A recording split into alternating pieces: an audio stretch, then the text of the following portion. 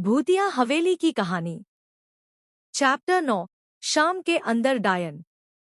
तभी उसे एक आवाज आती है जैसे कोई उसे बुला रहा था। शाम ओ शाम। वो चारों तरफ देखता है मगर उसे कोई दिखाई नहीं देता।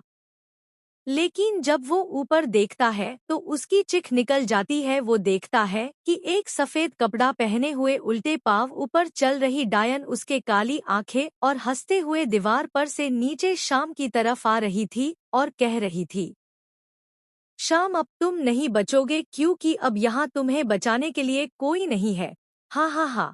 शाम रोने लगता है और रोते रोते कहता है, मेरे पास मत आना, मुझे छोड़ दो। डायन कहती है, हाँ हाँ हाँ नहीं छोड़ूंगी।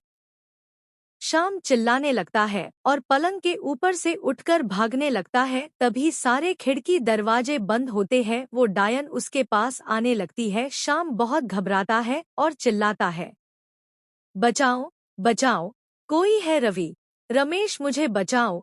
डायन कहती है, तू कितना भी चिल्ला ले मगर तुझे बचाने कोई नहीं आएगा। डायन उसके पास जाती है और वो जैसे ही अपने लंबे लंबे नाखून वाले हाथ उसे मारने के लिए आगे लाती है तो शाम बेहोश हो जाता है। तभी वह डायन सोचती है, अब मैंने फिर से अगर रात को बुरी औरत का रूप ले लिया तो कोई भी गांव वाला दरवाजा नहीं खोलेगा। मुझे लगता है मुझे इस लड़के के शरीर में प्रवेश करना होगा और इसके जरिए मैं सबको आसानी से मार सकती हूँ। हा हा हा। और वो डायन कुछ मंत्र बढ़ाती है और काला साया बन जाती है और शाम के शरीर में प्रवेश कर लेती है। अब शाम शाम नहीं रहा उसके अंदर, अब डायन घुस चुकी थी। शाम झट से अपनी आंखें खोलता है और उठ जाता है।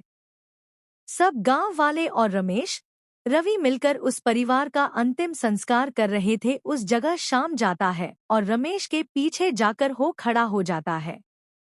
रमेश जैसे ही पीछे मुड़ता है तो अचानक अपने पीछे शाम को देखकर हक्का बक्का हो जाता है। शाम उससे मोटी आवाज में पूछता है, क्या हुआ, तुम इतने हैरान क्यों हो? रमेश कहता है, क्या क्या हुआ बे, मतलब तू इधर क्यों आया? तुझे हमने घर में ही आराम करने के लिए कहा था ना, तो फिर तू इधर क्यों आया? शाम सोचते हुए कहता है, वो मुझे अकेले घर में डर लग रहा था, अजीब अजीब आवाज सुनाई दे रही थी, इसलिए मैं यहाँ चला आया। रमेश कहता है, अच्छा ठीक है, मगर तुम यही रुकना, मैं अभी रवि को लेकर यहाँ आता हूँ, तुम कहीं मत जाना। रमेश रवि के पास जाता है और उससे कहता है, रवि चलो घर चलते हैं, कुछ सोचते हैं कि उस डायन से पीछा कैसे छुड़वाए। और शाम भी यहाँ आ गया है, रवि कहता है, चलो तो फिर। दोनों शाम के पास जाते हैं और रमेश कहता है, चलो शाम घर चलते हैं। शाम उसके तरफ देखता है और कहता है, चलो तो फिर। तीनों दोस्त घर चले जाते हैं। तीनों घर में जाकर पानी पीते हैं और बैठ जाते हैं। रमेश कहता है, उस डायन ने गांव वालों का जीना मुश्किल कर दिया है, उसे कैसे खत्म किया जाए? तभी शाम कहता है, गांव वालों ने भी मिलकर उस औरत को जिंदा जला दिया था। रमेश कहता है, तुम ऐसे कैसे कह रहे हो? वो एक बुरी औरत थी, उसने कितने ही बच्चों की बलि दे दी। उसके कर्म की तो सजा उसे मिलनी ही थी। शाम गुस्से से कहता है, इसीलिए उसने सलीम और राजा को मार दिया, अब वो सबको मार देगी, उसे कोई नहीं रोक सकता। ऐसा कहकर शाम वहां से निकलकर अंदर के कमरे में जाकर सो जाता है। रमेश रवि से कहता है, मुझे समझ में नहीं आ रहा है यह शाम ऐसे क्यों बात कर रहा है। रवि कहता है, मुझे लगता है वो ये सब देखकर डर गया है और उसकी दिमाग हालत ठीक नहीं है और हमें उससे डायन के विषय में बातें करना नहीं चाहिए। रमेश कहता है, तो ठीक है, हम उससे डायन के विषय में कोई बात नहीं करेंगे। तभी एक गांव वाला वहां आता है और कहता है, बेटा नीचे गांव वालों ने सभा बिठाई है तो तुम्हें भी आना है। रवि उससे पूछता है, कब आना है हमें? वो आदमी कहता है, अभी इसी वक्त चलो, तुम लोग नीचे जाओ, मैं बाकी सबको लेकर आता हूँ। और वो वहां से चला जाता है। रमेश कहता है, मैं शाम को बता देता हूँ। रवि कहता है, उसे सभा के बारे में मत बताना। रमेश और रवि शाम के पास जाते हैं और रमेश शाम से कहता है, शाम हम नीचे जाकर आते हैं, तुम यही रुको। तभी शाम उठकर खड़ा हो जाता है और कहता है, चलो मैं भी तुम्हारे साथ आता हूँ। रमेश और रवि एक दूसरे की तरफ देखते हैं और कहते हैं, तो फिर चलो। वो तीनों दोस्त नीचे जाते हैं तो देखते हैं बड़े से पेड़ के नीचे सब गांव वाले बैठे थे। वो लोगों के पास जाते हैं और उनके साथ बैठ जाते हैं। एक गांव वाला बड़ा आदमी कहता है, मुझे लगता है वह डायन रात को किसी का रूप लेकर लोगों को बाहर बुलाती है और उन्हें मार डालती है। इसलिए कोई भी रात को किसी की भी आवाज सुने तो भी बाहर मत निकलना और अपने घर के सारे खिड़की दरवाजे बंद कर लेना। अगर आपने दरवाजा खोला तो आपकी जान जा सकती है, इसलिए शाम को अपने परिवार वालों को बाहर मत निकालना। ठीक है, आप लोग समझ गए ना? सब लोग कहते हैं, ठीक है हम समझ गए। श्याम ये सब सुन लेता है। सब गांव वाले और तीनों दोस्त अपने अपने घर चले जाते हैं। तभी शाम हो जाती है और सब गांव वाले अपने अपने घर के खिड़की दरवाजे बंद कर लेते हैं और उसी रात को शाम के हाथों बुढ़िया की मौत। फिर से सब कुछ सुनसान हो गया और सब लोग सो रहे थे और वो तीनों दोस्त भी सो रहे थे। तभी अचानक से शाम उठ जाता है और वो रमेश और रवि की तरफ देखता है तो दोनों गहरी नींद में सो रहे थे।